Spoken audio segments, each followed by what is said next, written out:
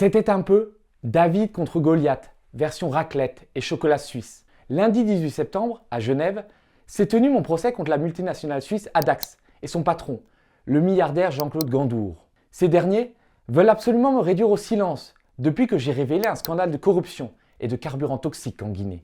Adax avait donc envoyé les ténors du barreau de Genève contre moi. Les avocats de la partie adverse ont brandi des prétendues preuves qui devaient innocenter définitivement Adax dans cette affaire qui a empoisonné de nombreux Guinéens. Mais manque de peau, ce petit jeu s'est retourné contre eux. Je vous raconte ce procès avec de nouvelles révélations qui vont vous scotcher. Je vais notamment vous révéler l'incroyable odyssée du bateau fantôme d'Adax, un cargo qui a disparu des radars après avoir déchargé du carburant toxique à Conakry, la capitale de la Guinée. Qu'on se le dise, les multinationales occidentales ne cesseront jamais de faire du mal à l'Afrique. Le drame de l'Afrique, c'est que l'homme africain n'est pas assez entré dans l'histoire. La France, elle est liée à l'Afrique. Il y a comme une convergence d'intérêts communs. Mais vous m'avez parlé comme si j'étais le président du Burkina Faso. Quelque part, vous me parlez comme si j'étais toujours une puissance coloniale.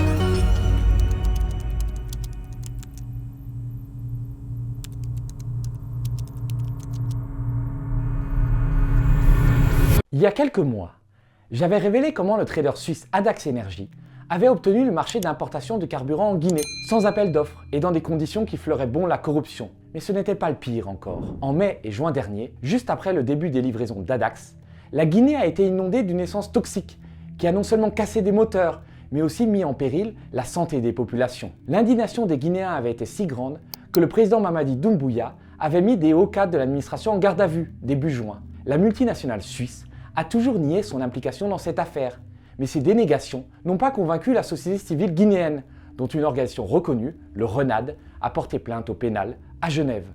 Nous avons engagé une procédure pénale contre Adax Energy au parquet général de Genève pour réclamer justice et réparation pour la population guinéenne victime des actes de corruption et des carburants toxiques de la part d'Adax Energy dans notre pays. Nous exhortons les autorités suisses, les autorités judiciaires suisses, notamment le parquet général de Genève, à faire preuve d'impartialité, d'indépendance et de transparence dans les différentes instructions pour la manifestation de la vérité, afin, dans l'intérêt supérieur de la population guinéenne meurtrie par la corruption endémique et l'enrichissement illicite de ses dirigeants. Il faut dire qu'Adax Energy a déjà été accusé en 2016 par l'ONG Public Eye d'importer du carburant nocif en Afrique, dont la teneur en soufre est près de 400 fois supérieure aux normes autorisées en Europe.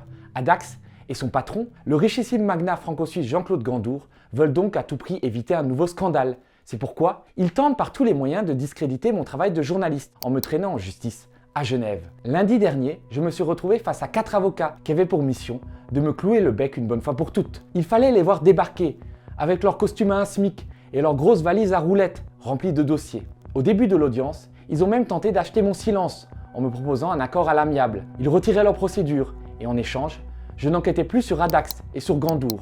Lorsque je les ai envoyés paître, ils ont alors tenté de me mettre KO. Ils ont donc sorti de leur manche ce qu'ils croyaient être un atout maître, une attestation de bonne qualité du carburant qu'ils avaient déchargé à Conakry, fin mai, début juin.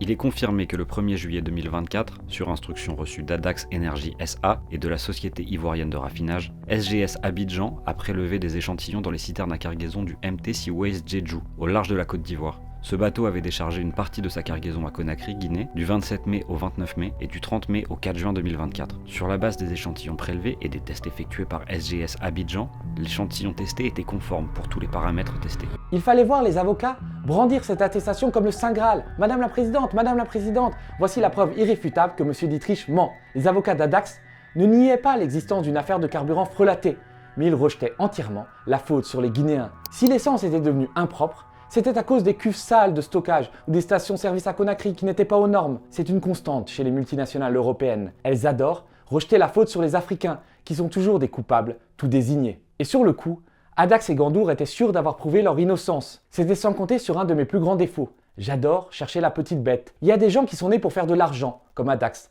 Moi, je suis visiblement né pour enquiquiner les gens. 2 heures avant l'audience, j'avais reçu les coordonnées GPS du pétrolier Dadax, qui a débarqué de l'essence soi-disant propre au port de Conakry, fin mai début juin.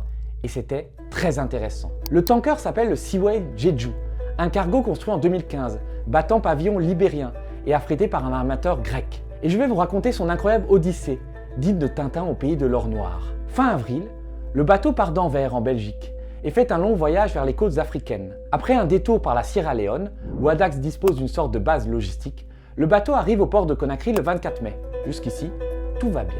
Le cargo se met à décharger sa cargaison d'essence, soit près de 25 millions de litres, environ un tiers de la consommation mensuelle de carburant pour toute la Guinée. Mais les choses vont se gâter. À Conakry et dans les autres villes du pays, la colère gronde à la pompe. Les stations-service vendent une essence noire qui sent mauvais et casse les moteurs. L'économie du pays est affectée, les pêcheurs et les boulangers ne peuvent plus travailler et la population craint pour sa santé. Comme l'essence est vendue dans les circuits officiels, elle ne peut être fournie que par Adax, qui a le monopole d'importation sur tout le pays. Dans la nuit du 3 au 4 juin, les autorités locales ordonnent l'arrêt du déchargement du carburant contenu dans le Seaway Jeju, qui est déjà presque terminé. Le 6 juin, le pétrolier d'Adax est renvoyé en mer, mais c'est là que le mystère commence. Bien loin de rejoindre un autre port, il reste stationné au large de Conakry, pas pendant un jour ou deux, mais pendant 3 longues semaines. C'est étrange, parce qu'immobiliser un tanker de près de 200 mètres de long, ça a dû coûter très cher à Adax, un pognon de dingue. Et l'odyssée du tanker n'est pas terminée. Le 27 juin à 23h, le Seaway Jeju coupe son transpondeur et disparaît des radars. Pouf! Il devient une sorte de vaisseau fantôme, sans Jack Sparrow à bord. Dans cette région proche des côtes, il n'y a aucun problème de transmission satellite, disons-le clairement. Il est très probable que le Seaway Jeju ait volontairement débranché son transpondeur, ce qui est normalement interdit par la législation maritime. Le cargo va naviguer invisible pendant 85 heures et réapparaître le 1er juillet, 1500 km plus loin, au large de la Côte d'Ivoire. Vous vous rappelez de la date du 1er juillet ? C'est exactement le même jour où des tests ont été menés à bord du Seaway Jeju, censés prouver la bonne qualité du carburant, déchargé par Adax à Conakry. Lorsque devant le tribunal de Genève, j'ai sorti mon tableau Excel plein de coordonnées GPS d'un bateau, je pense que la présidente du tribunal a failli appeler l'asile pour que des infirmiers m'embarquent. L'avocat d'Adax a demandé Goguenard si c'était une erreur d'impression. Mais quand j'ai expliqué ce que voulaient dire ces longitudes et ces latitudes, ça ne ricanit plus du tout. Car pendant ces 85 heures de disparition, le tanker a parcouru environ 1500 km, ce qui lui fait, bon an mal an, du 17 km à l'heure.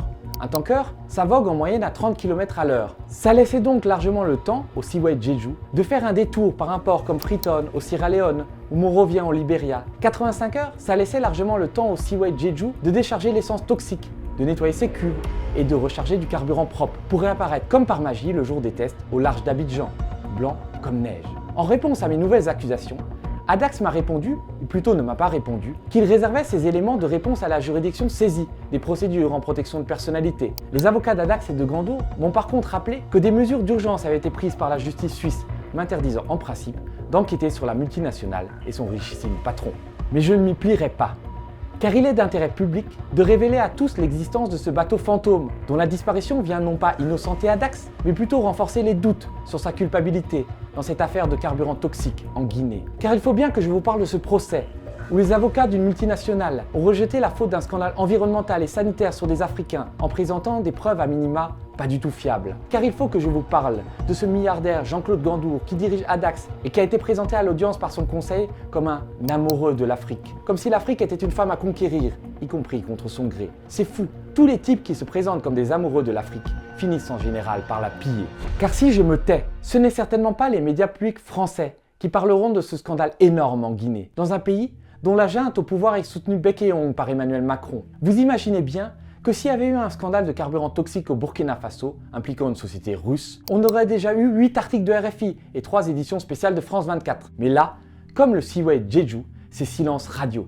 Et les médias publics français ont coupé le transpondeur. Il est donc d'autant plus important que d'autres voix continuent à s'élever pour que cesse l'impunité des multinationales occidentales qui prennent l'Afrique comme un tiroir-caisse et comme une poubelle.